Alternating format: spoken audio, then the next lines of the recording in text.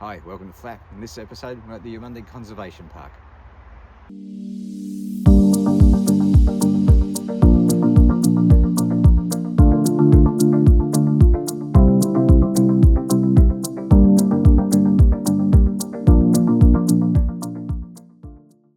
Eumundi Conservation Park is about an hour and a half's drive north of Brisbane.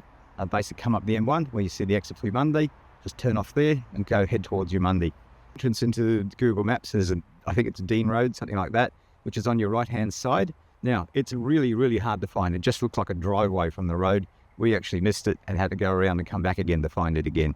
When you do pull into that, there's like a big, for lack of a better word, car park, dump point off the side of the road. Have a look to the right and you'll see there's an entrance right at the very top right-hand corner of this car park area.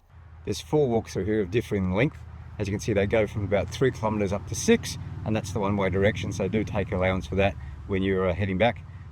Most of them will fall off the Blackbutt Trail, and then they spread out from there, and as you walk around the Blackbutt Trail, you can see that there is several paths that go off in different directions. We took the shortest one, which was the Blackbutt Trail, and then we left from here, wandered down to where the cattle yards were, and then did a return trip back up that way as well. The old stockyards. The dam just below the stockyards. Now, from my point of view, it's quite a pretty walk. It is rather noisy where we're standing now, and it's quite close to the road, but as you go a little bit further up, it turns in the land a little bit and quietens down quite nicely. Still a little bit noisy occasionally. I think if you did some of the other walks which went further down into the park, it'd be quite peaceful. Now, we were here very late in the day. We didn't get here until about 10 o'clock. But given that, I'm still surprised by the number of birds we've seen. We've seen a good variety: grey and rufous fantail, white-chinned honeyeaters, bee-eaters, so a nice variety of birds as I've been walking through. The walk itself is on a pretty well-formed dirt track. It is shared with horse riders and bike riders, so do keep your eyes and ears open as you go through. We've seen a couple of people that have been walking through here, and a set of horses as well. It is today a bit muddy in places. There's been an awful lot of rain around here in the past couple of weeks, and so that hasn't helped. Given that, there's only a few small patches of mud, and the rest is still pretty firm and pretty well formed at the end of the day.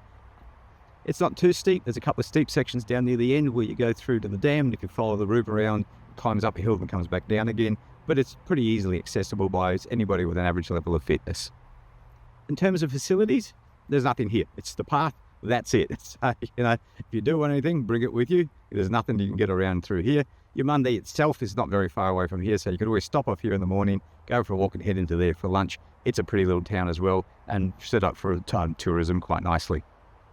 If you're here, I'd allow yourself probably, well, look, we've taken an hour to walk about 2 kilometres, so that gives you an idea of the sort of, yes, we go slow, yes, but there was enough birds to keep us busy, and it was a nice gentle walk and quite a pretty walk.